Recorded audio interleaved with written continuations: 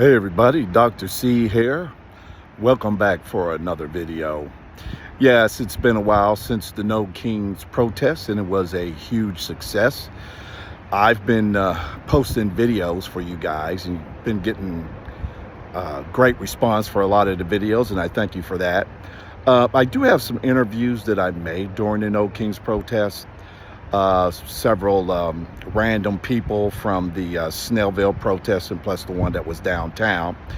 So I'm going to post those. I'm going to post those interviews so you guys can see what these people were saying from the Atlanta metro area. In terms of updates, there's a lot to talk about. As you probably know, the Supreme Court is hearing oral arguments right now about birthright citizenship. I can tell you without a shadow of a doubt, Trump trying to get rid of birthright citizenship is just it's a non-starter. I don't even understand why the Supreme Court is even hearing oral arguments. The law is explicitly clear. Anybody who is born in the United States of America, regardless of where you're from, regardless if your parents were here legally or not, and you were born here, you are a U.S. citizen. It has no question in terms of where you're from, what your ethnicity is, your sexual orientation, or anything else. If you're born in this country, you're a U.S. citizen. That's number one. Number two, I don't know if you guys understand this, but the war in Iran is going badly. The United States of America is actually losing this war. We have not accomplished any of our strategic goals, our political goals, or any other kind of goal of that matter. And I can tell you right now, Donald Trump, I don't even want to call him the president anymore because he's horrible. He's a horrible person. He has no idea what he's doing. He is so way out of his depth as president of the United States. I mean, people should have gotten the hint from his first term, but no. Too many American people voted for him again, thinking that things were going to be different. The definition of insanity is doing the same thing over and over again and expecting a different outcome. The people who voted for him are clinically, in my opinion, insane for thinking that they were going to get a different outcome this time around. He is unfit to be president of the United States or to be in charge of anything else. That said, he's basically been talking about surrendering and just leaving the Gulf area altogether and just, demanding the rest of the world to clean up his mess. We'll see. You should always believe what he does, not what he says. Because why? He lies all the time. Truck's going by. He lies. Every time he says something that comes out of his mouth, it has a tendency to be a lie 99.9% of the time. There's no reason to believe anything he says. Watch what he does, not what he says. So if he's going to surrender, we'll see. He's going to be addressing the nation tonight. I'm not watching because I can't stomach listening to this complete imbecile talk. So I'll watch the highlights tomorrow from the political talking heads later on tonight or tomorrow. Okay, so and I'll report on that. But I can tell you this. The country, and I'm going to get serious here, the country is in trouble. This war has proven how much trouble we are actually in. And the trouble I'm talking about is financial trouble. The one thing that this country has going for itself to help prop up that $38 trillion and counting, I believe by the end of the year, it'll be close to $40 trillion, if not over it. Just let you guys know, the national debt.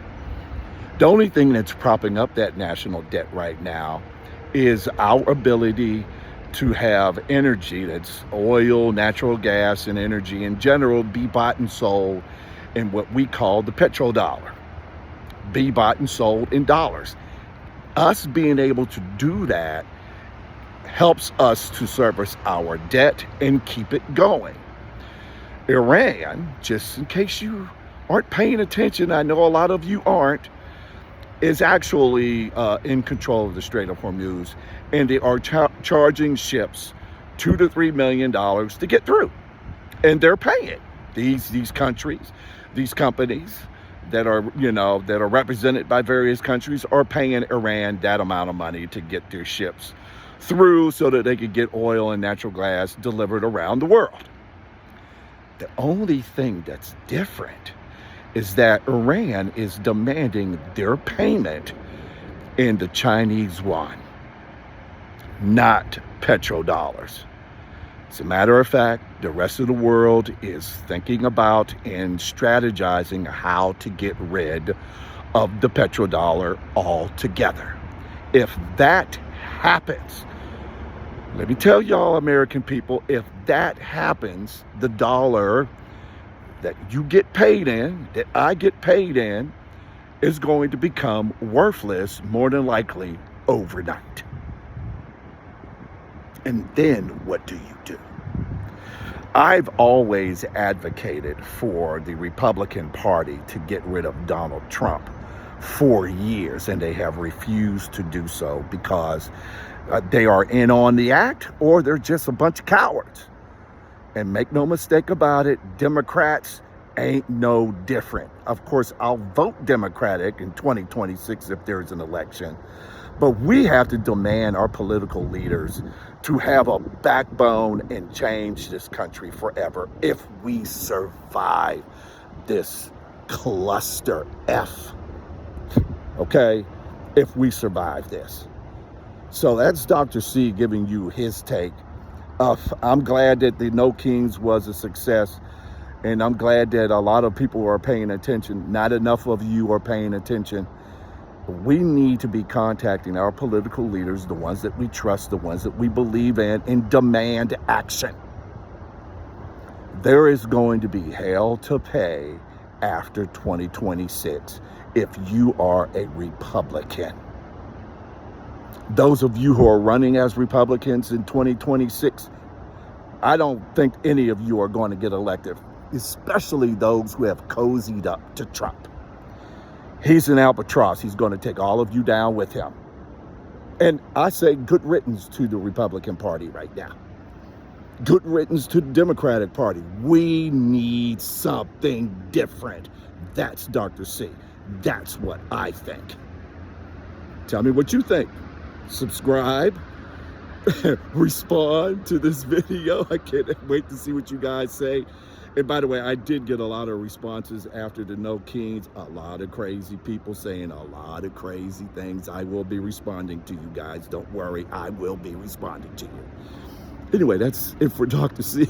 You guys have a great rest of your April. It's April Fool's Day. Not that anybody celebrates that anymore. And by the way, it's been April Fool's Day going into the second year. All of us are fools for voting for Donald Trump a second time around. Shame on all of you who did that. Shame on all of you. I hope you've learned your lesson. Dr. C out.